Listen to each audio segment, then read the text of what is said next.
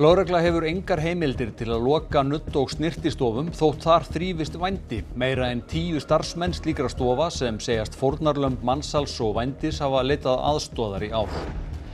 Varnarmálaráðherra Danmerkur segir drónaflug að borð við það sem sást víða Jótland í gærkvöld geta stefnt öryggi og frelsi í hættu. Drónarnir sáust meðal annars nærri 5 flugvöllum. Fararstjóri segist skammast sín fyrir aðstöðuna í fjallaskálum Ferðafélags Íslands á Laugaveginum. Erfitt hefur reynst að sinna viðhaldi í takti við aukna aðsókn. Þingmenn eru sammála að bregðast þurfi við umfangsmikilli starfsemi erlendra veðmálasíðna en koma sér ekki saman hvernig. Ungt fólk spilar í auknum mæli fjárhættuspil á netinu. Vesturhluti Austurstrætis í miðborg Reykjavíkur orðin göngugata. Þar eru komnir blómapottar í stað bílastæða og kaupmenn eru afar ósáttir. Frábært að við komum með blómapotta hérna fyrir utan og eina sem ég fæ kvartanir.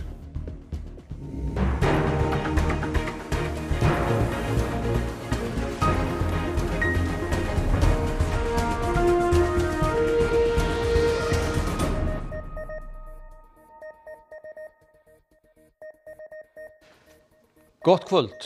Lögregla lokar ekki nudd- og snyrtistofum þótt hún telji sannað að þar sé stundað vændi. Tilkynningum vændisstarfsemi hefur fjölgað og nokkur slík mál eru til rannsóknar. Það sem yfir ári hafa meira en 10 starfsmenn á nuddnagla- og snyrtistofum leitað aðstoðar hjá Bjarkarhlíð og sagst vera þolendur mansals og vændis. Flestir koma frá Víetnam. Teymistýra segir að fólki hafa oft greitt háar fjárhæðir fyrir að koma til landsins og það komi gjarnan hingað á grundvelli sérfræðikunnáttu. Og jafnvel að það sé einhver sem hefur haft frumkvæði á því að gefa út pappir þeim til handa og eitthvað sem þau hafa þurft að sýna fram á til þess að geta til dæmis talið sér sérfræðingur í eitthvað ákveðnu fagi. Og eru þessi pappirar útbúnir á þess að fólki viti jafnvel af því? Það hefur komið upp dæmi slíkt, já. Hefur eitthvað þessu fólki talað vændi á þessum stofum? Það hefur komið upp, já. Undanfarin ár hefur tilkynningum og ábendingum til lögreglu vændisstarfsemi á nudd- og snyrtistofum fjölgað eins og framkom í Kveik fyrr í vikunni. Við erum með nokkur mál til rannsóknar. Við erum með eitt mál sem liggur ljóst fyrir að það var vændi á nuddstofu. Og þó að vændisstarfsemi á snyrti eða nuddstofu sé staðfest, þá ekki það með sagt að lögregla láti loka stofunni. Lögregla hefur ekki neina heimildir til að loka leyfisskyldri starfsemi. En í slíkum tilfellum, eins og í eftirlitinu sem farið í vor, þá bjóðum við heilbrigðiseftirlitinu, slökkviliðinu og fleirum með okkur og þau geta þá eftir atvikum afturkalla leyfi og loka starfseminni ef að einhverja ábótavant sem skilir þeir fyrir í leyfinu. Það geti til dæmis verið ekki nógu margir vaskar á snyrtistofunni eða að þar vanti fatahengi eða kannski ekki nægilega vel þrifið en sé það allt í lagi og þótt lögregla hafi staðfest að þar þrífist vændi þá sé ekkert því til fyrirstöð að stofan sé áfram opin. Já, í rauninni, en við myndum alltaf hafa eftirlit með starfseminni áfram, þannig að það væri ábyggilega erfitt að viðhalda henni. Drónar sáust í gærkvöldi á flugi á nokkrum stöðum á Jótlandi í Danmörku aðeins 2 sólarhringum eftir að drónar lokuðu flugvellinum í Kastrup í nokkrar klukkustundir. Þeir sáust meðal annars við farþegaflugvellin í Álaborg, Billund, Esbjerg og Sönneborg. Einnig sáust drónar við herflugvöll í Skriðstrup, herstöð í Holstebro og höfnina í Korsør á Sjálandi. Flugvöllunum í Álaborg og Billund var lokað tíma og sumir farþegar voru áhyggjufullir. Man bliver jo lidt urolig. Man føler jo lidt vores beredskap kikser lidt, ikke? Når det så aktivt rundt i hele landet, og ingen for andre lande, der kan man jo skyde dem ned. Det burde man jo ikke kunne i Danmark. Þessa myndir náðust af drónunum við flugvöllin í Álaborg í gærkvöld. Einnig hefur verið tilkynnt drónaumferð nærri Stockholmi. Det ser jeg ret alvorligt på. Det er klart, det er en udvikling, der ikke kan fortsætte. Det skal bringes til ophør. Ýmsar tilgátur séu rannsakaðar tilgang drónasendingana, en varnarmálaráðherra Danmerkur segir ljóst að drónunum hafi verið skotið á loft frá danskri grund og að stjórnendur þeirra séu vel þjálfaðir. Der tale om det, som jeg vil definere som et hybridangreb med forskellige typer af droner. Der taler om handlinger, som kan være til fare for vores sikkerhed og frihed. Der fortsat ingen direkte militær trussel mod Danmark. Dómsmálaráðherra tilkynnti að fleirum yrði gert kleift að eyða drónum auk þess sem heimildir til að skjóta niður dróna yrðu rýmkaðar. Målet med den her slags hybridangreb, det er at skabe frygt, det er at skabe splid, og det er at gøre os bange. Mark Rutte, framkvæmdastjóri NATO, sagði á X að málið væri tekið mjög alvarlega og unnið væri með Danmörku í að tryggja öryggi nauðsynlegra innviða. Ekki liggur fyrir staðfesting hverjir eru á bakvið drónana. Böndin berast að Rússum en þeir neita því. Það er víða ekki tekið trúanlegt. Der Verdacht liegt nahe, das gehört in die Strategie Wladimir Putins, ohne wie gesagt, dass wir es in dem Fall konkret sagen könnten. Aber es gehört zu dem, was wir jeden Tag erleben. Wir sind nicht im Krieg, aber wir sind auch nicht mehr im kompletten Frieden. Vant fjallafólk gagnrýnir aðstöðuna á Laugaveginum. Fjallaskálar hafi drabbast niður og göngufólk sé neikvæðara. Ferðafélag Íslands sinnir viðhaldi eins og kostur en það skortir í sumum skálana. Laugavegurinn er ein vinsælasta gönguleið landsins. Hún er 55 kílómetrar og yfirleitt byrjar fólk í Landmannalaugum og endar hér í Þórsmörk. Ferðafélagið rekur 6 skála á Laugaveginum með pláss fyrir 50 til 75 manns. Svanur Ólafsson fór leiðina í sumar eftir langt hlé. Mér fannst svolítið sorglegt að sjá hvernig allt hefur drabbast niður. Verið látið liggja óhreyft, viðhald á skálum og annað slíkt. Svanur hefur stundað fjallamennsku áratugum saman. Ég er aðalega hér, ég er búinn að vera 13 ár hérna í Þórsmörk. We can also put on the other side. Hann sér að aka ferðafólki sem hefur gengið Laugaveginn aftur til byggða. Hvernig finnst þeim aðstöðan vera? Það finnst mér birtast aðalega í því að fólk er orðið aggressívara, neikvæðara. Kristín Einarsdóttir hefur gengið Laugaveginn reglulega síðustu 35 ár. Og mér þykir óstjórnlega vænt þetta svæði. Og það má alveg segja ferðafélaginu til hróss að þeir hafa byggt upp skála hér og þar á góðum stöðum. Og það er örugglega oft verið erfitt. En það eru líka mikil forréttindi að fá að byggja skála á hálendi Íslands. Kristín og Svanur eru sammála að við skálana þurfi fleiri sturtur og salerni fyrir þann fjölda sem þangað kemur. Í Hrafntinnuskeri sem er í rúmlega 1100 metra hæð eru kamrar og takmarkað vatn að finna. En lyktin hann inni og óþrifnaðurinn var svo yfirgengulegur í sumar fyrir fóranni í byrjun ágúst að við kúðumst þegar við komum inn. Það þarf að koma með eitthvað dælubíl og tæma kamrana þannig að þetta sé ekki alveg upp í stút. Skálagisting kostar 8.000 eða út skráður í ferðafélagið en annars hátt í 16.000 á nótt. Það er bara svakalega mikill peningur sem að kemur inn og væri hægt að gera betur fyrir það. Fleiri sem Fréttastofa hefur rætt við segja innviðina ekki standa undir fjöldanum sem gistir í skálanum. Er þá ástæða til að vera í honum með þessum rekstri eða eru kannski aðrir sem sjá sér færi á að reka þetta og gera það almennilega? Ég veit ekki, ég spyr bara beint. Kristín lét ferðafélagið vita af óánægju sinni. Og ég sagði honum að ég skammast mín fyrir að vera að leggja fólki að koma með mér í þessa ferð og bjóða upp á þetta. Og ég skammast mér sérstaklega fyrir túristana sem að voru að nýta sér þessa aðstöðu og þeir fái þessa sýn af þjónustinu á hálendi Íslands. Mér finnst það bara hræðilegt. 40 til 60 milljónum króna er varið í viðhald fjallaskála ferðafélags Íslands á ári. Eðlilega fer mest í skálana á Laugaveginum sem er fjölfarinn. Með við aðsókn í skálana ganga 12 til 14.000 manns Laugaveginn á hverju sumri. Árlega eru í kringum 6 til 8 milljónir króna afgangs af rekstri félagsins. Skálarnir annað því sem er í gangi í dag og við erum að reyna að bæta þjónustuna til þess að halda í við það sem er bara núna að gerast á Laugaveginum.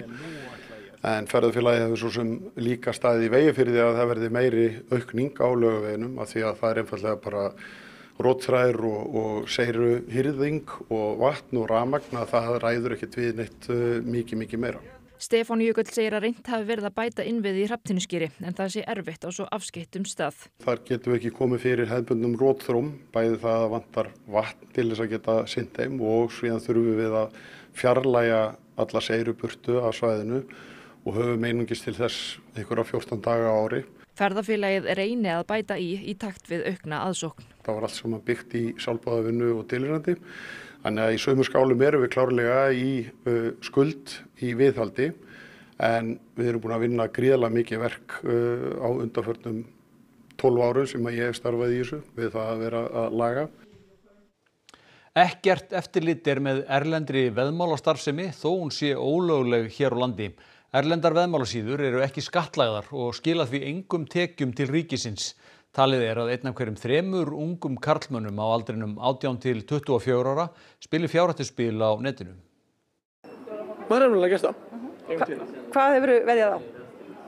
Það var alveg, þegar HM var 2022, það var svona fótboltaleikir og maður var fyrsta ára menntaskóla og maður var bara eitthvað með félagum sínum bara að setja alls konar peninga á okkur ruggleiki, skilu. Svona veðmálastarfsemi eins og til dæmis að veðja á netinu, hefur eitthvað tekið þátt í slíku? Nei, ég hef ekki gert það. Ég hef heyrt þetta sem ég algengt. Margir af mínum aldrei stunda þetta, alveg mikið. Nei, ég hef ekki gert það sjálf en ég veit mjög marga sem gera það. Ég hef bara aldrei þórað einhvern veginn, ég er svo hræddur að verða háður í.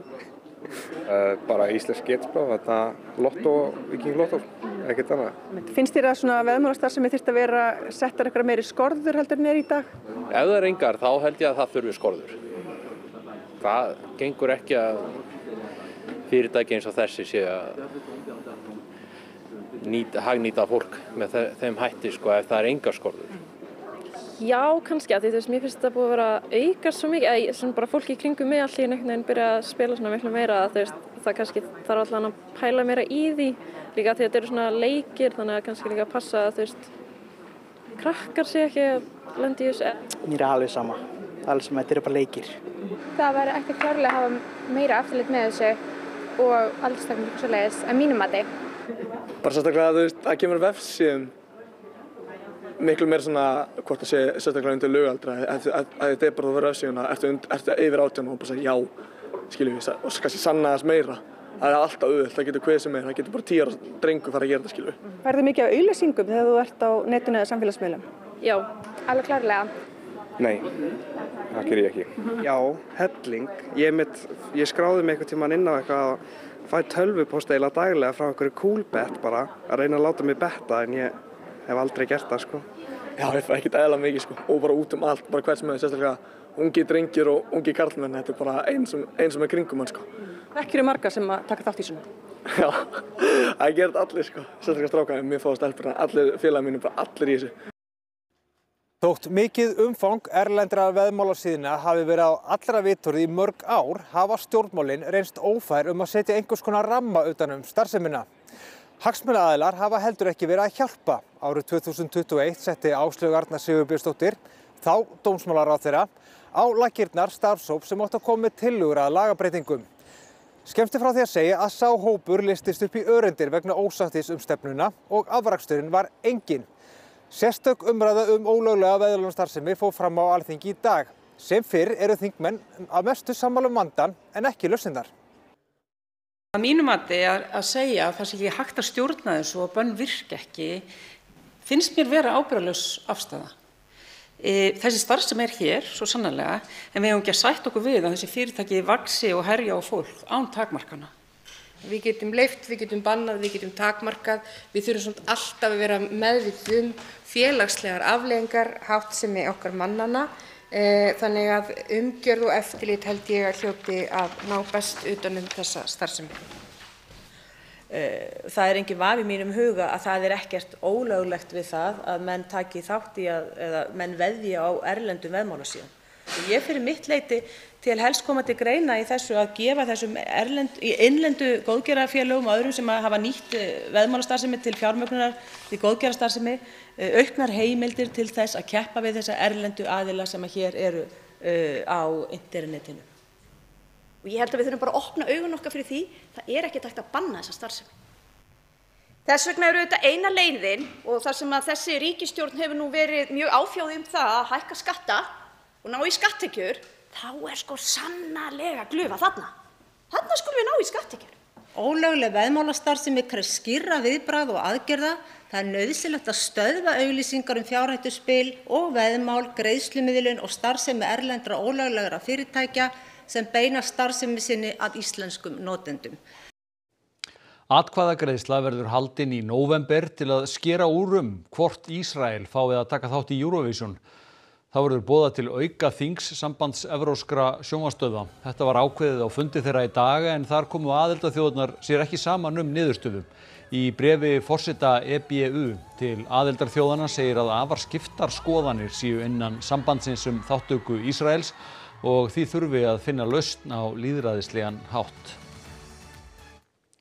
Spánverjar og Ítalir hafa sent sitt herskipið hvorir til að vernda bát sem á leið til Gaza með hjálpargögn. Ísraelsmenn skutu drónum að bátnum í gær. Aðgerðarsinnin Greta Thunberg meðal farþega. Báturinn lagði af stað í byrjun mánaðarins frá Barcelona áleiðis til Gaza. Á þriðjudaginn heyrðu farþegar tugi sprenginga þegar þeir voru staddir suður af Greiklandi.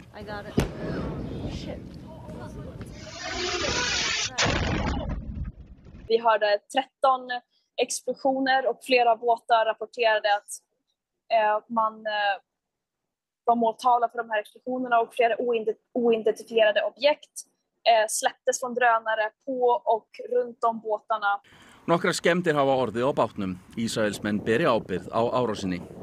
Markmið bátsferðarinnar að rjúfa lokun Ísraelsmanna á Gaza og koma þangað hjálpargögnum. Tugir annarra báta eru með í för.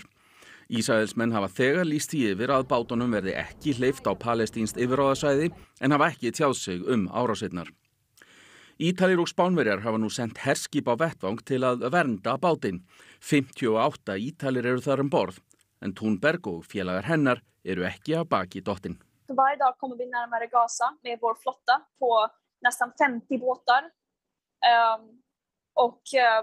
Vi kommer inte stoppas av de här skrämseltaktíkina. Mahmoud Abbas, forseti Palestínu, segir Palestínumenn reiðubúna að taka við stjórninni á Gaza. Í ræðu sinni á allsherjarþingi Sameinuðu þjóðanna í dag hafnaði Abbas árás Hamas á Ísrael fyrir tæpum 2 árum og sagði hana ekki endurspegla Palestínumenn. Hann fagnaði fjölgun þjóða sem viðurkenna sjálfstæði Palestínu á sama tíma og hann sagði stríðið á Gaza stríð þjóðarmorðs, skemmdarverka, sveltis og heimilisleysis. إن ما تقوم به إسرائيل ليس مجرد عدوان بل جريمة حرب وجريمة ضد الإنسانية وقد أكدنا وسنظل نؤكد أن قطاع غزة جزء لا يتجزأ من دولة فلسطين وأننا مستعدون لتحمل كامل المسؤولية عن الحكم والأمن فيه ولن يكون لحماس دور في الحكم. Veðurstofan hefur hækkað viðvörunarstig á Reykjanesskaga. Frá og með laugardeginum eru auknar líkur á kvikuhlaupi eða eldgosi því þá nær kvikumagnið í eldstöðinni neðri mörkum þess rúmmáls sem talið að þurfi til þess að koma af stað næsta kvikuhlaupi sem fyrr líklegast að það gjósi milli Sundhnúks og Stóra Skógfells. Hættumatskortið var uppfært í dag og nú talin meiri hætta í og við Grindavík í kringum Sundhnúksgígaröðina og Reykjanesvirkjun. Drónar verða notaðir í útköllum lögreglunar á Norðurlandi eystra til að stytta viðbragð og bæta öryggi. Verkefnið til reynslu í 2 ár.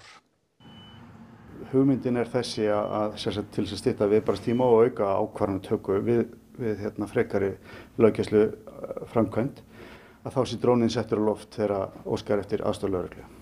Drónarnir verða settir upp á þeim lögreglustöðum sem ekki eru með mannaða vakt allan sólarhringinn. Umdæmið eitt það stærsta á landinu, rúmlega 23.000 ferkilometrar. Þar eru 5 lögreglustöðvar á Þórshöfn, Húsavík, Dalvík, Siglufirði og á Akureyri. Á þessum lögreglustöðum bara full mönnun allan sólarhringinn hér á Akureyri. Þannig að hugmyndin í raun að þetta sé staðsett á þeim stöðum þar sem að biðtími eftir lögreglu getur verið langur. Sama fyrirkomulag hefur verið reynt í Grindavík þar sem almannavarnir hafa notað dróna. Bergur segir að drónarnir verði prófaðir í 2 ár í samvinnu við sveitarfélögin. Akureyrarbær, Dalvíkurbyggð og Fjallabyggð hafa samþykkt að styrkja verkefnið. Málið hefur ekki verið tekið fyrir í Langanesbyggð og í Þingeyjarsveit hefur verið óskað eftir frekari kynningu. Norðurþing hefur hafnað þátttöku á þeim forsendum að það sé ríkisins að greiða fyrir löggæslu. Og nýja viðbótin getur ekki bara verið fyrst á staðinn og tekið upp í mynd, heldur getur drónin líka látið fólk vita að frekari hjálp sé á leiðinni. Bergur segir að ekki þurfa að leita langt aftur eftir aðstæðum þar sem dróni hefði getað komið sér vel. Nýlegt útkall á Þórshöfn fyrir nokkrum dögum sé gott dæmi. Það sem að tilkynnt skotkvöld á Þórshöfn inn í bænum. Viðbragðið sendt frá Húsavík. Það 1,5 klukktími akstri. Viðbótar viðbragðið sendt frá Akureyri. Það 2,5 klukktími akstri. Þannig að auðvitað þarna hefði þetta getað gefið betri mynd af því sem að gerast í rauntíma. Kristín Hermannsdóttir veðurfræðingur, það gul viðvörun og haustlegt veður framundan. Já, það hafa verið gefnar út gula viðvaranir vegna talsverðrar eða mikillar úrkomu á suðaustur og austur hluta landsins og einnig á hálendinu. Og svo þegar að líður á morguninn og í fyrramálið þá taka við viðvaranir út af vindi. Þannig að það haustlegt að litast. Já. Geta þessar rigningar og þetta rok haft einhverja hættu í för með sér?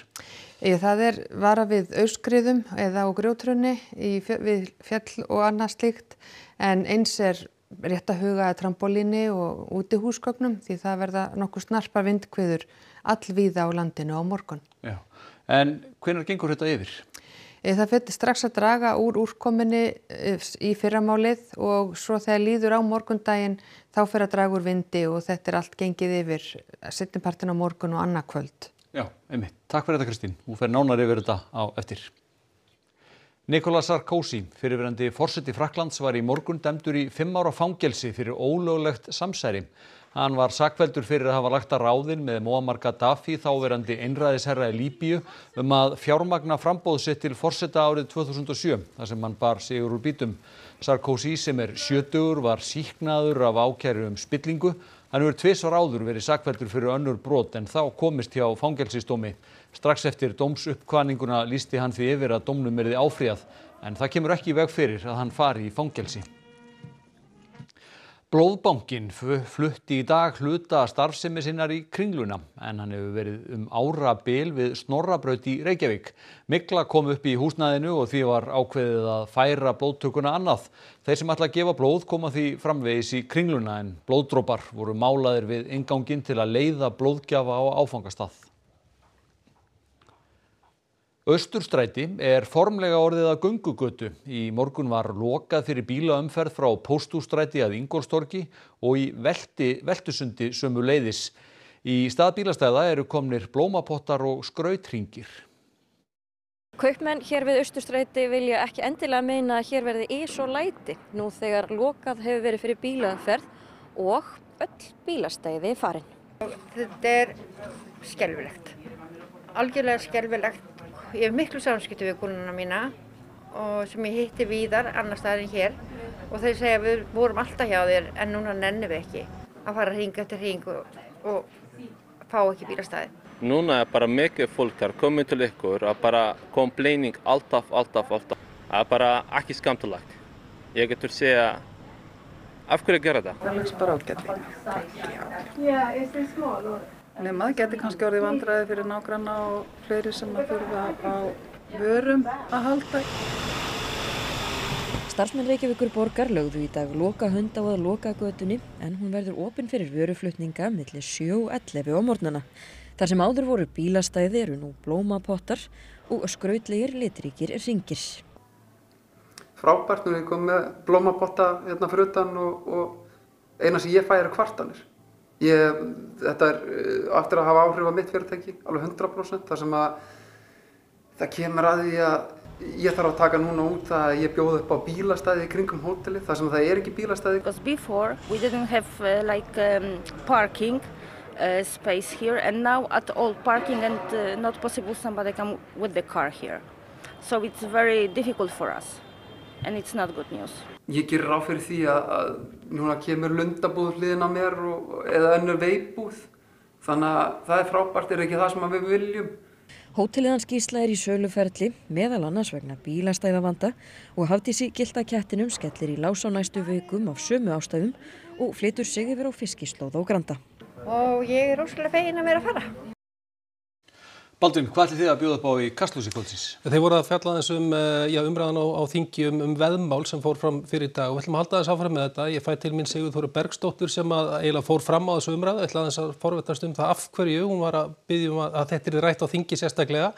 Hún hefur unnið með ungu fólki meðal annars hjá Berginu, þannig ætla líka svona að reyna að komast að því hvort að þetta sé farið að verða eitthvað sem að þau taka eða hjá Berginu hafa tekið meira eftir.